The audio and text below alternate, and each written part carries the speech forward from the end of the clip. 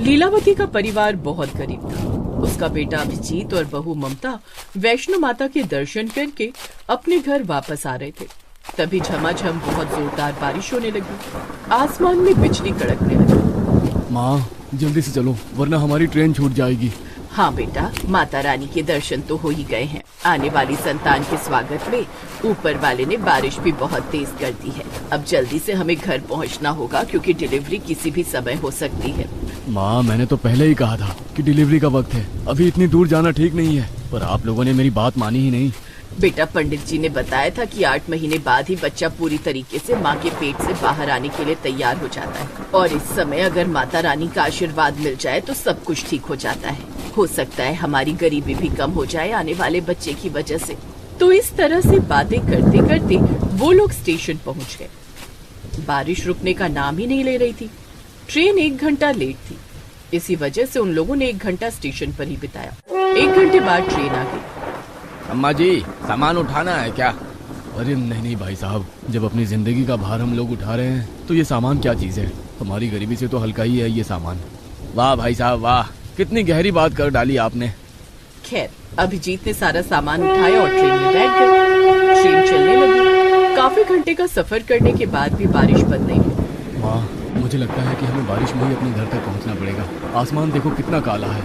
उन लोगों को बारिश में यात्रा करने में बहुत अच्छा लग रहा था, लेकिन उन्हें नहीं पता था कि रास्ते में उनके साथ कितनी ढेर सारी कठिनाइयां आने वाली हैं। तभी ट्रेन अचानक रास्ते में रुक गई। आरपीएफ वाले उनकी बोगी में आ गए। आप लोग इस बोगी से बाहर निकल जाइए। आगे थोड़ी दूर पर एक बहुत बड़ा ट्रेन हादसा हो गया है, जिस वजह से ये ट्रेन यहीं पर रोकी जा रही है। आप लोग यहीं आसपास होटल में रुक जाइए। अरे ऐसे कैसे भाई साहब, हमने पूरा टिकट लिया है, यात्रा तो पूरी कराइए। अरे बहन जी, अगर हम लोग ट्रेन चला देंगे और आगे कहीं हमारी ट्रेन का भी एक्सीडेंट हो गया इतनी तेज बारिश में तो क्या होगा? और क्या आप चाहती हैं कि इस ट्रेन में बैठे सभी लोगों की जान चली जाए? अरे माँ, भाई साहब बिल्कुल सही कह रहे हैं, कभी भी कोई बड़ा हादसा हो सकता है। सभी यात्री उस बोगी से बाहर निकलने लगे, लेकिन तभी अचानक ममता का पेट दर्द शुरू हो गया। माँ जी, मुझे लगता है कि वक्त आ गया है। बहुत जोर से पेट में दर्द हो रहा है। माँ जी कुछ कीजिए। बेटा, इस बोगी के अंदर तो ये लोग हमें रुकने नहीं देंगे। चल बाहर कोई जगह देखते हैं। वो लोग ममता को लेकर ट्रेन के बाहर निकल आए। माँ, अब क्या किया जाए? हमारे पास इतने पैसे भी नहीं बचे हैं कि किसी अस्पताल ले चले या फिर कोई होटल ले सके। सारे पैसे तो खत्म हो गए। तभी अचानक अभिजीत की नजर रेल की पटरी पर कहीं दूर पर पड़ी, जहाँ पर किसी बहुत पुरानी ट्रेन की बोगी खड़ी हुई दिख रही थी।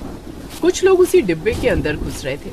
माँ, वो देखो, सब लोग उस पुरानी बंद पड़ी बोगी में घुस रहे हैं। इस बारिश में हम गरीब लोगों के लिए इससे अच्छी रुकने की जगह कोई नहीं हो सकती है। चलिए जल्दी चलते हैं, फिर आगे सोचते हैं क्या करना है। कम से कम सबसे पहले बारिश से तो बच जाए।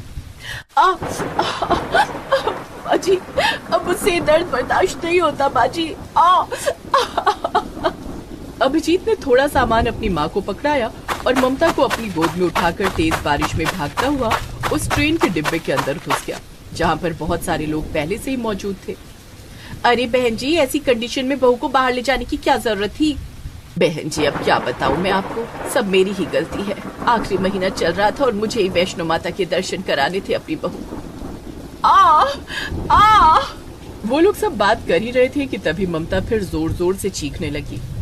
माँ जी, अब तो लगता है आपकी बहू की डिलीवरी इसी ट्रेन की बोगी में होगी। ऐसा कीजिए, जितने भी मर्द हैं वो लोग दूसरी बोगी में जाकर रुके। हम लोग जल्दी आप लोग को खुशखबरी देते हैं। बहू चिंता मत कर, हम सब तेरे साथ हैं। हम सब भी गरीब हैं और गरीबी की वजह से इस बोगी में रुके हुए हैं। उन लोगों की ये मदद देखकर अभिजीत और उसकी माँ लीलावती बहुत खुश हुए।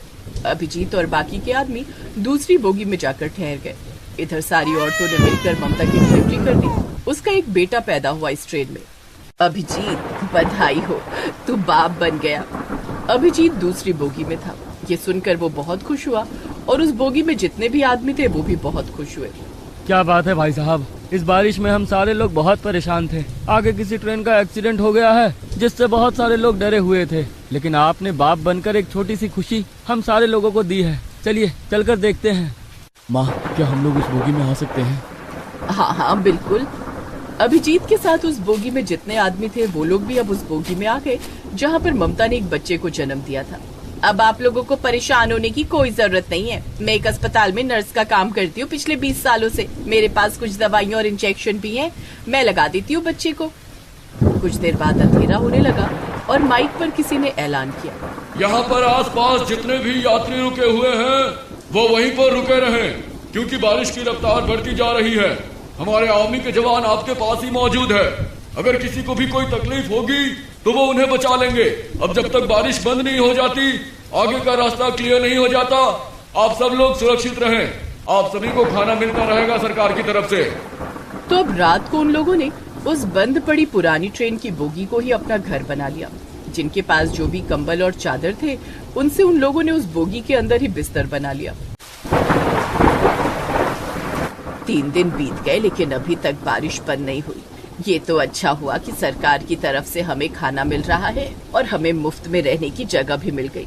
माँ जी, सबसे अच्छी बात तो ये है कि हमें यहाँ पर इतने अच्छे अच्छे लोग मिल गए जिन्होंने हमारी मदद की, वरना इतनी तेज बारिश में बहुत कुछ गलत हो सकता था हमारे साथ।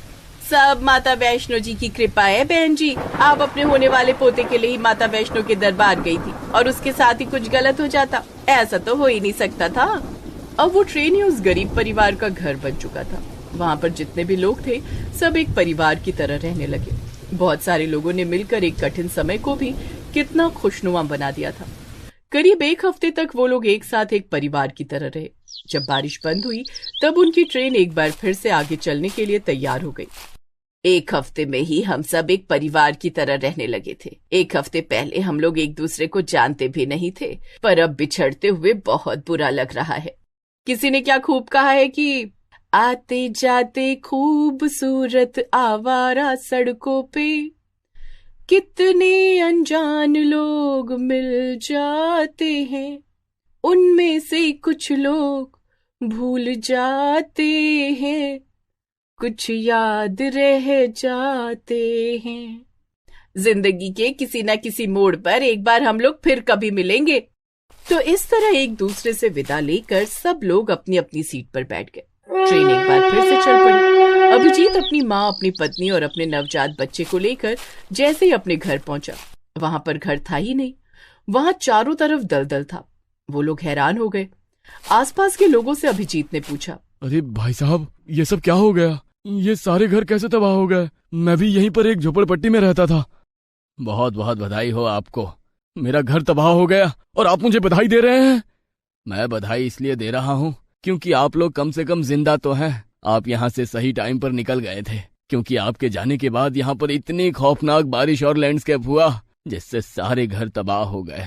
घरों में लोग चैन की नींद सो रहे थे, लेकिन सोते सोते ही वो लोग भगवान को प्यारे हो गए। ये लहरें उनकी जिंदगी अपने साथ बहा ले गई। ये सुनकर अभिजीत, ममता और लीलावती की रूह कांप गई। अभिजीत भी अपने परिवार के साथ स्टेशन के पास ही बनी झोपड़पट्टी में रहता था, पर अब वो भी नहीं रही।